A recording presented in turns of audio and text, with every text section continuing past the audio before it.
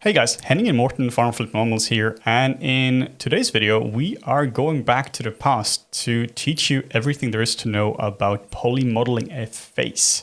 We'll be using Maya for this tutorial, but these are timeless concepts and you can use literally any software as long as it's made before, like after 1997, I think. You know, the most popular way to do any kind of organic modeling nowadays is starting off in ZBrush or Blender, do a sculpt and then retopologize it. But we believe that polymodeling still has its place in this world. It teaches you a lot of important concepts when it actually comes to doing actual modeling. I think the advantage, like the biggest advantage of actually trying to do a head like this is the practice. There are so many skills you learn by doing this, which you can take with you in all sorts of organic modeling in the future. So with that said, let's get into it. Now, this video is going to have two parts. The first one is where we talk a little bit about how to approach polymodeling. And the second one is where we have a video where we actually go through this guy here, start to finish. Now, the first thing we have to talk about is you have to get reference.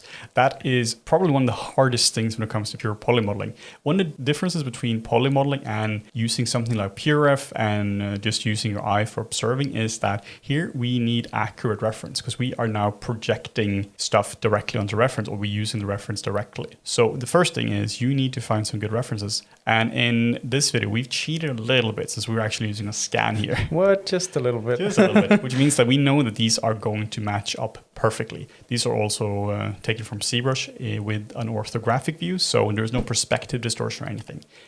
That is pretty tricky to find because all your photos will be taken with different focal lengths from different angles, different weather and lighting conditions. So overall, that is a bit of a challenge. But regardless of that, you still have to line them up. Here you can see that we have lined them up using the rulers. So we can just hit Control and R and we can drag out the rulers here. Then you can hit Control and H to hide these. Now, the reason you have to line this up is because you're really using these images in Maya or wherever you're modeling in. So you have to make sure that the nose lines up with the nose, the brow lines up, and a few different key markers line up. So spend a little bit of time on this before you get started with modeling. Now, obviously, using orthographic images allows us to have the perfectly aligned references. But typically, you would see this with maybe you're doing modeling for a stylized character where it's been drawn from the front, the side, and the back. Or maybe if you're doing it yourself. This is where something like this is really handy to use. So once we've done once we've found our reference and we've aligned it, we are using image planes. Now, we have put our image planes into a group called image planes, and we have made a layer, and we have set this to not be touchable. So you can select the model here, but you cannot touch and select the background planes, which makes this a lot easier. So make sure you do that. Make sure you have image planes which you can't move, because if you accidentally move an image plane, then you are in trouble. So the second thing I want to quickly talk about is the tweak tool in Maya. And this is a tool a lot of people don't know exists. So if we go to the front view now, you see the way we are doing a lot of this is by first selecting a vert and then moving it around so it fits the image plane behind. But this is time consuming because first you have to click and then you have to move. Now you can enable a mode called tweak mode, which you can do simply by holding down a tilde key. And now you simply just click and drag, and that makes it significantly easier. Now, what you have to be aware of is that this does it in ortho view. Like this purely moves it up and down in two axes. So you can't really use this in 3D view and expect to have a good result. This is more to line stuff up perfectly to your reference images.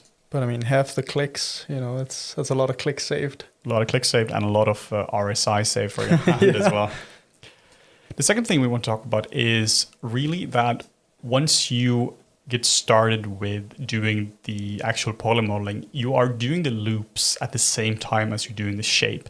That's one of the advantages of sculpting retopo, and that is the fact that you can first focus on the shape and then you can focus on the topology. But now you're doing both at the same time. So while you are doing the loops, like, you know, you have the loops around the nasolabial, the eyes and all that. While you're doing that, I recommend that you aren't too concerned about the topology, because then you're going to be locked into a really hard workflow. for instance, what you're going to be seeing a lot is that we have cases like this where we have just n-gons, where we have loops we're lining up, and then we will just fill in with a giant n-gon and triangles and everything. And this is simply to resolve this shape. Then once you have some topology here, once you actually have an n-gon, then you can go in with something like the multicut tool and you can start to connect this up. I find that this is actually one of the best tips I have when it comes to poly modeling, is don't be too concerned about the actual topology in the beginning, because you can always go in, delete your loops, and just redraw the loops like this. I know a lot of beginners have issues resolving the shapes, especially if you have big open holes. A question that I've often gotten is, how do I actually, redirect my topology, and how do I actually fix my topology? And unfortunately, the, easy answer to that is just a lot of practice. Like after a lot of practice, you start getting more comfortable with where you can redirect loops, how you can terminate a triangle, and how you can convert, a tri or an n-gon into a quad. Yeah, that's something you will become comfortable with just by doing a lot more. But here you can see now I was able to delete it and patch it up again quite quickly. So if you do have to just delete whole sections of your model, just do that and just rebuild it. The next step we have before we get started is that you should first work really low poly. This is not the starting topology whatsoever. This is after we've done a pretty decent level, and then we're adding loops to it. What I recommend is you keep this as low poly as you possibly can. This makes it much easier to actually direct the edge flow, as well as shaping the face up as well. It's very hard if you're at like this density here to actually change the loops around and changing the shape just because of the density of the model. And then I recommend that when you're building out your loops, try to think about how stuff connects up. Let's say you have some loops for the lips here, and then you're blocking in the loops for the remaining of the face like this. Try to keep in mind how many edges there are on this side and how many there are on this side, because then at the end you can simply bridge these polygons together. This becomes pretty important if you're dealing with like the eye here, for instance. Now, obviously these are bridgeable, but if you do one loop around here, now you can select this, and then you can bridge this up, and then it's simply going to work. It just makes connecting stuff up much easier. So those are really our tips before we actually get started with poly modeling. Again, let me just reiterate that I highly recommend that you work as low poly as humanly possible when you're blocking things in, and that you focus more on the actual shape of the model than that you do on highly specific topology. Also, one little bonus tip, I suppose, is find some reference. Find some reference for the actual topology, not just for the shape. It's hard to get this kind of topology down if you are purely freestyling it. So find some good references for topology and try to follow those guides as closely as you can. So with all that said, let's jump into the video. So we are now starting out in Maya where we have our reference lined up, and we will be using the Create Polygon tool where we can now quickly just block out a polygon for the different shapes. We'll be doing this first for the eye, and then we'll do this for the mouth. This is obviously a crazy old school way of doing it, but it works pretty well.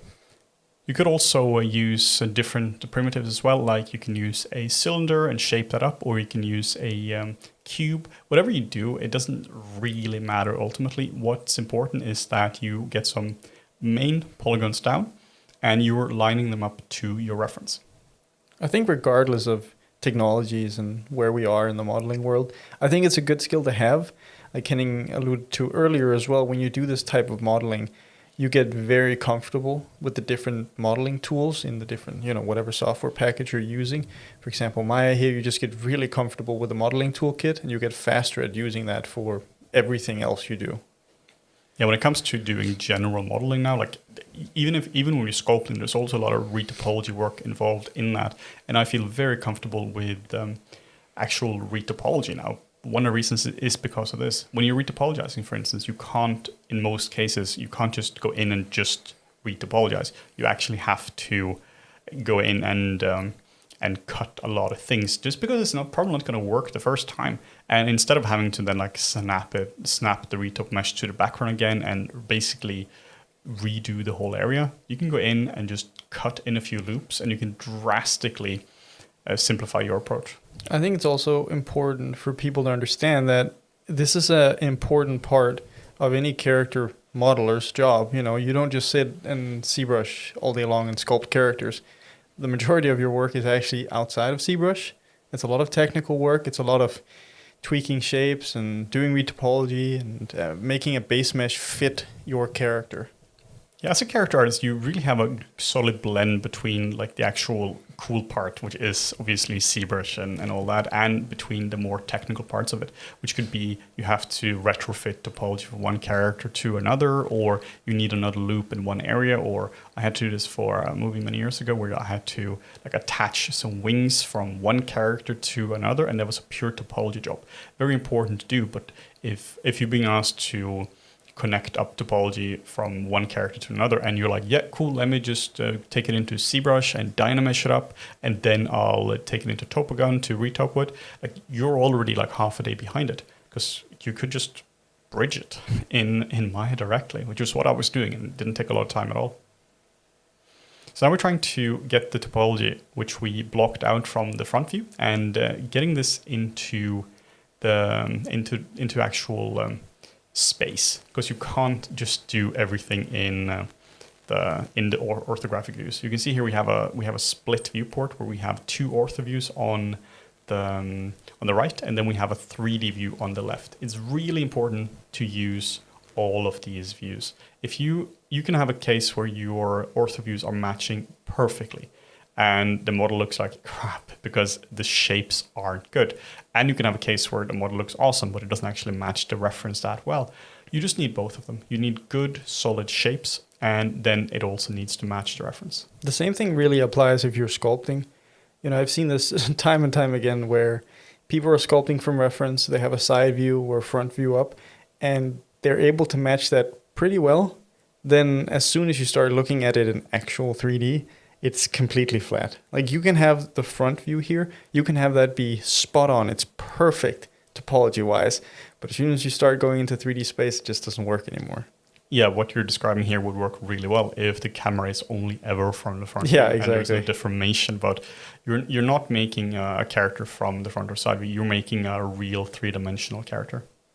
You can see how simple the topology is here, like Henning alluded to in the beginning. This is the way forward. It's the same thing we've been teaching you when it comes to retopology, for example. This is the same approach. Right now, we're just retopologizing in midair. Yeah. You know, there's nothing to snap to, but this is essentially retopologizing just off of a reference. And that's why the sculpting and retopology workflow is so awesome, because what we're doing now is actually quite hard. The topology here isn't particularly hard. Like, if you had a scan in the background, it wouldn't be that hard to actually do this, because then you focus on one thing at a time. The reason this is tricky is because you were actually shaping a realistic character. And for that, you just need to understand the shapes of the character. And that's legitimately hard to do. That's why you can't rely on the orthographic views for like vertex and edge placement in the end. Like, when you're starting out, yes, you know, you need to rely on those to get it to match. But once we get further into the video, you'll start to see the orthographic views. The topology looks very skewed. Like, vertices might even look like they're on top of each other because there's overlaps, especially with the nasal labia fold and the lips. So that's something to keep in mind when you're retopologizing or modeling this way. And for the love of everything that's holy, do not work in the smooth mode. When you hit the 3 key on the keyboard, work in polygon mode like we're doing here. If you try to work in the subdivision surface mode, then you are in for a nasty surprise whenever you unsubdivide your model. It's a great sanity checker to enable once in a while. You know, enable it, look at it, and then disable it again.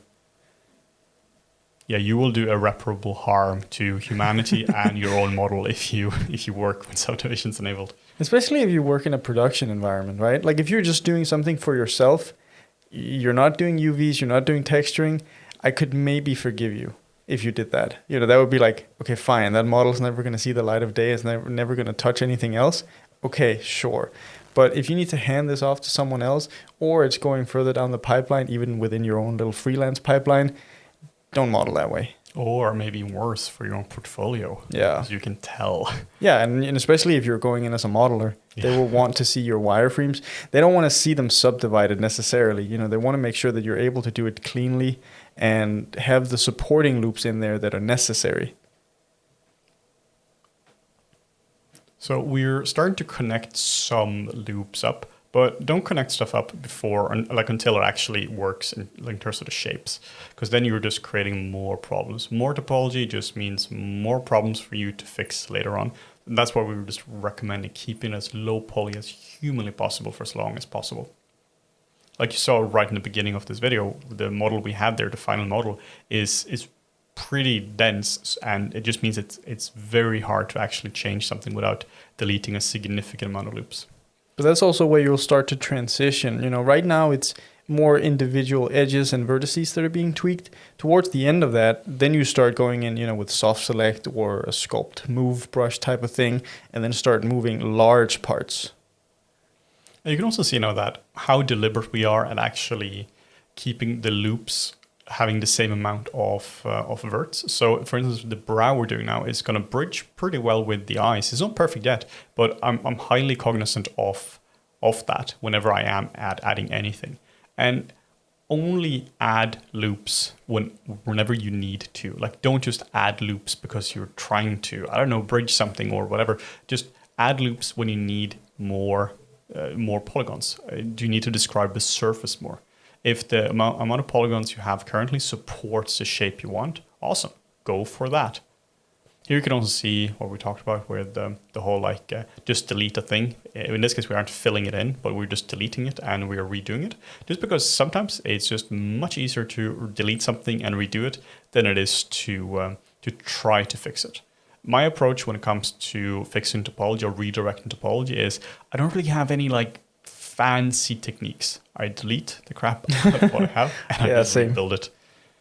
You have all these guides online which teaches you how to redirect loops and all of that, and I'm sure these are very nice in theory.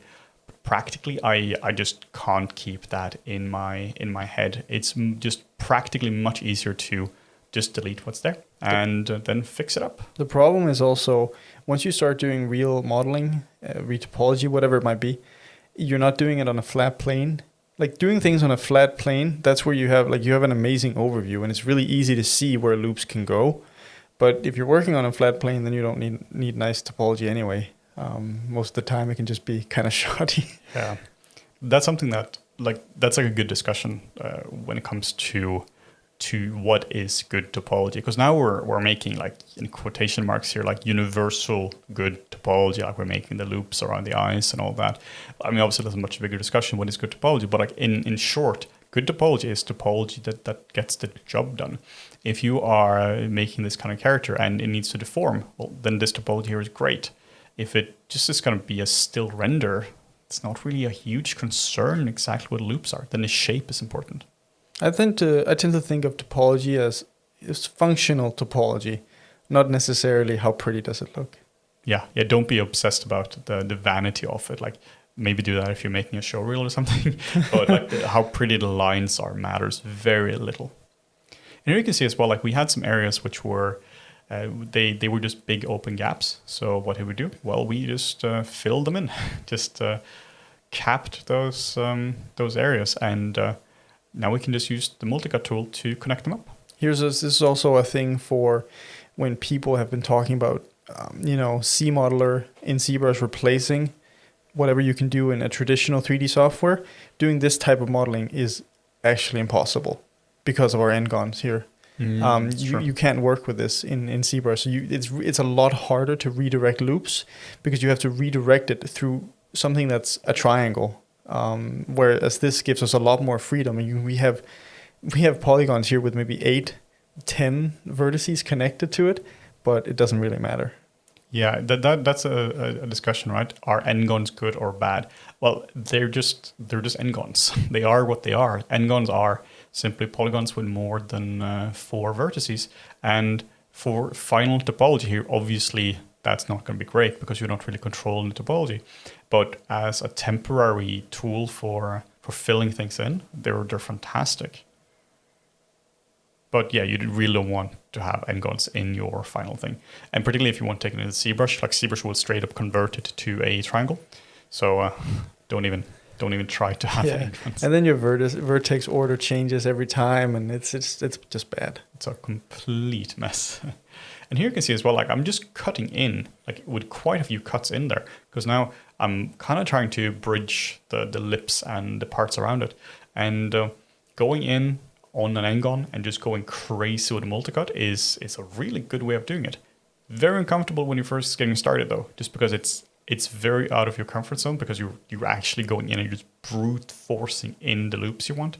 But it becomes quite comfortable after just a little bit. That's also where going low res really helps, because it's a lot easier to readjust whatever else is going on in your topology and the n-gon compared to if you have something super high res. You know, making changes at this stage is still fairly trivial. Yeah, and while making changes at the end, or rather what you saw in the beginning, the final result, it's very tricky. It's the same thing if you're doing retopology. Like Morten is mentioning here, this is essentially retopology, just without any scans or anything in the background supporting you. It's like retopology on hard mode. Yeah. And for people who are more fresh to CG and they didn't know a world without ZBrush and retopology, this is how you used to make characters. Yeah. Look for like slow and painful. Very slow and painful. If you look at tutorials for 2007 or maybe 2010 on how to do character modeling, they're all going in like, we're starting off with like a box and then we're cutting in the box. Or you had like the whole discussion, is box modeling or plane modeling better? And it's like, well, who cares? Today, that's not really a discussion even. I can't remember. Gollum, he was just polymodeled, wasn't he? Yeah. Like the first version of him? Pretty sure was. I think they built him in clay and scanned him. Yeah. And then did some stuff on top. But I mean, yeah, every single character from back then was polymodeled. That's also why they tended to not look as good as today. Because it is just harder to solve two problems at once, Yeah, you really shouldn't underestimate how hard it is to actually solve shape and topology at the same time. And now you can see that we're actually going through and just softening off a little bit. But it still takes quite some time just even to get to that level. The best tool though in the world for softening stuff up here is Edit Edge Flow. It's called something similar in most sort of software. It's where you're essentially averaging out the edge loop based on the edge loops around it. It's a completely magical tool which just makes everything better. It was a fairly late addition to Maya actually, and I remember when it came, it actually changed the way I did modeling. Yeah, it meant that you can be much sloppier. Yeah. Before you had to be so precise. That was the case when I was retopologizing in Modo. It didn't have any like soften tools or anything like this. So I had to place down every single loop exactly where it had to be. And I mean, hell, that's what you had to do in Maya 10 years ago as well. When this was the popular approach to it. Modeling in Maya was very different. It was very old school. So now we have the luxury of nice edit edge flow tools and the sculpting tools and all that within Maya. But boy, we did not have that before. And it's not like, for me at least, this isn't like a thing of, you should do the shitty thing that we used to do because that'll teach you whatever. No, it just happens to be that polymodeling can still be relevant because it teaches you a lot about the modeling tools. You know, if you're in a production, you'll never do this. Just be aware that's not going to happen. Yeah, the way you do it in production is you already have a base mesh which has been refined for like 10 years, and then you use something like wrap or CWrap to just conform it to a scan or a ZBrush sculpt or something like that. But I still do recommend that if you are serious about doing characters, that you spend like, I don't know, a day or two just sitting down and trying to do something like this. Don't do ears. Ears should never be done bottle model. That is the worst thing you can ever do.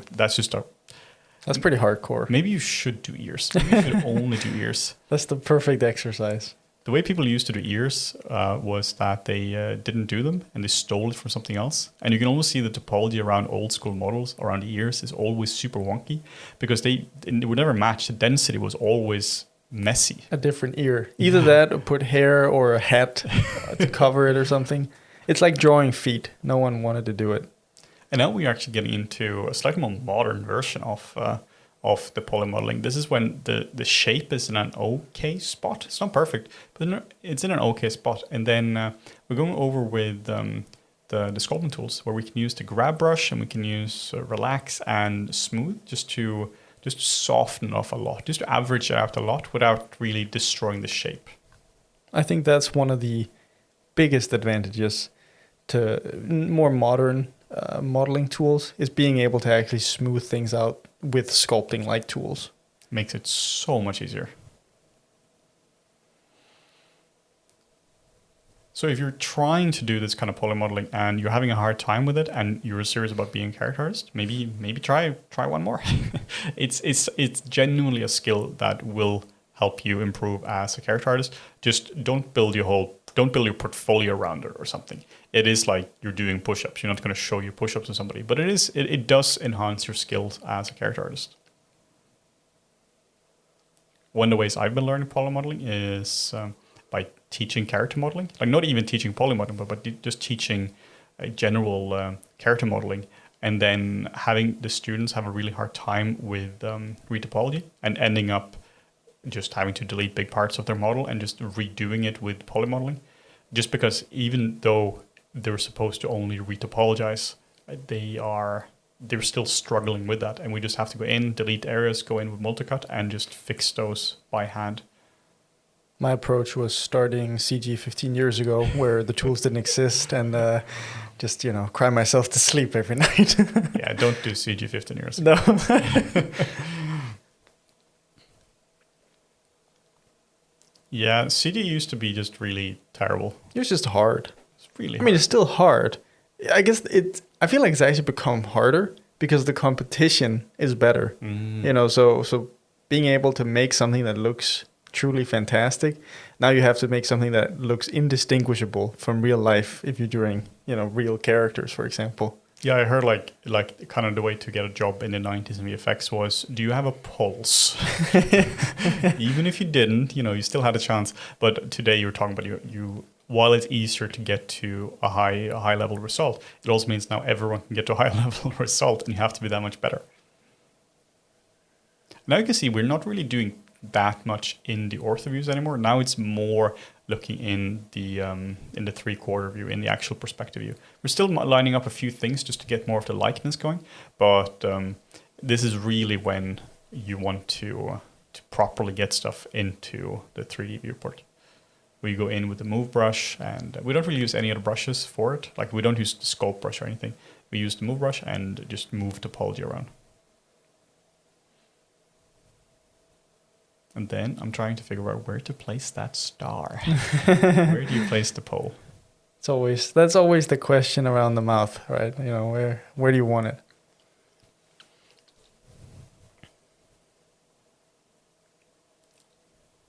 I'm also using the edge slide tool as well, which is really handy. It also has an added bonus to it as well. I think so. You hold in the shift key and the edge slide tool, then you can push it in and out on the normal. So I'm using that on this label fold here just to give it a bit more volume. We can see here, the reason we're talking about how you can do this literally in the software made after 1997 is that the tools here are very simple. The only new tools we're really using would be like Edit Edge Flow and the sculpting tools, but you could honestly do that with soft selection as well. That wouldn't really change a whole lot. It would just make it a bit faster, but fundamentally you could do this in every single tool. When I was preparing for this video, I was actually doing this in Blender. I ended up doing it in Maya, obviously now, but Blender is just as good for this, arguably even better because it's a bit more immediate when it comes to poly modeling.